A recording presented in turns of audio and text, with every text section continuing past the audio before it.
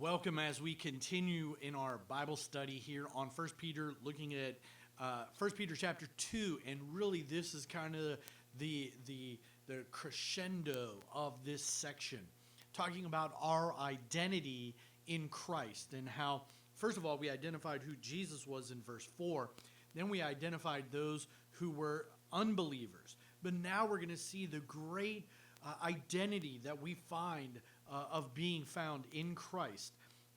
And first of all, we see this in verse 5. We're going to be kind of jumping around in those verses, in verses 4 through 10. So stick with us as we jump through. In verse 5, he talks about who we are. We are identifying with Jesus' people. That's really what we are doing.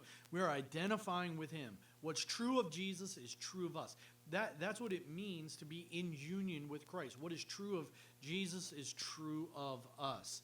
And so we see this all throughout the Bible. I'm going to give you a list of verses. You can jot down Romans 3:24, Romans 6:5, 1 Corinthians 1:30, 2 Corinthians 1:21. And I'm just going to read this one, Romans 8:1. And notice what it says. There is therefore now no condemnation for those who are in Christ Jesus. Do you get it? If you are in Christ Jesus, there's no condemnation. Why? Because there's no condemnation in Jesus. Jesus is not condemned. So if you are identified with him, then God looks at us and sees that there is no condemnation in Jesus, so there's no condemnation in you. What is true of Jesus is true of you, if you are in him.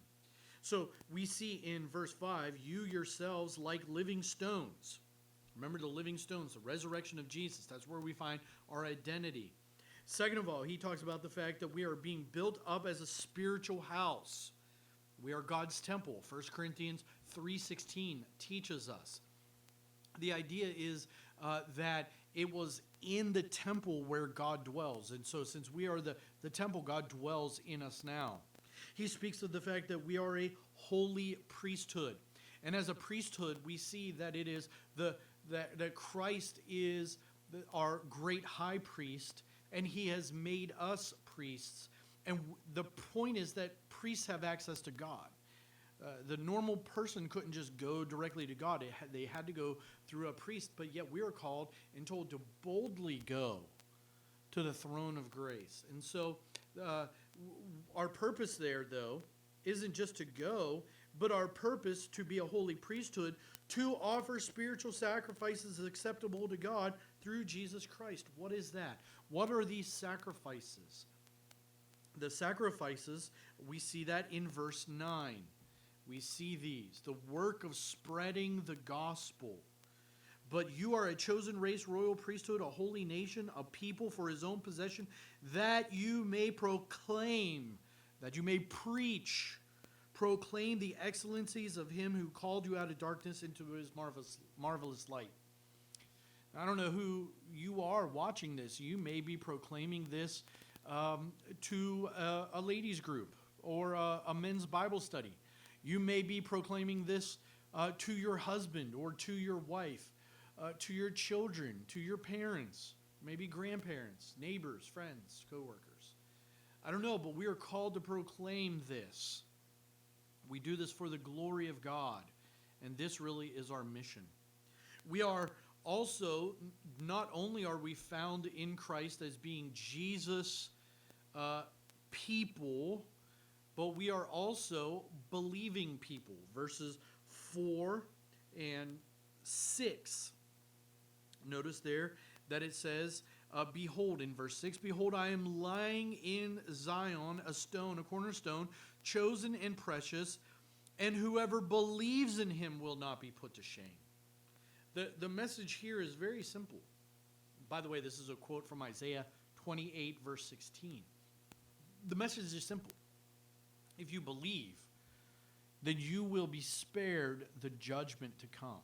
I kind of think of like Rahab. She believed the message, and she and her household were spared. I think of the Israelites on the final plague, when the death angel was coming upon them, and would pass over them if they believed and placed the blood, if they believed and did this. And so if we believe, we will escape the judgment to come. We find our joy not in trying to be something, but in who we are in Christ. Verse 7 tells us we're an honorable people. Look at what it says, verse 7. So the honor is for you who believe. We are also, in verse 9, a privileged people.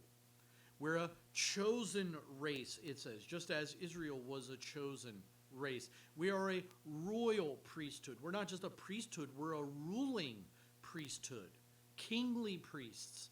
We are a holy nation. The word holy has the idea of a set apart. We're different. We're a different nation. We are for God's own possession.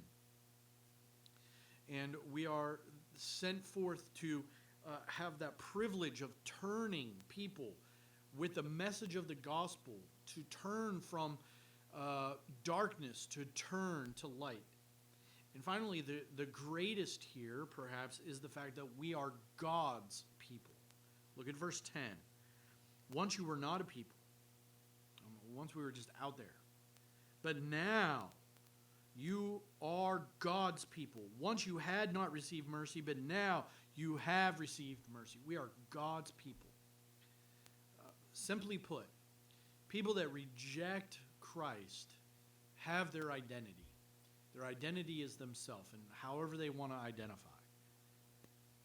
But if you identify as yourself, you will be judged as yourself. But if you turn from your sin and believe on Christ, then we are identified with Christ, and we are judged with him, and there is no condemnation. And so what is true of Jesus is true of us.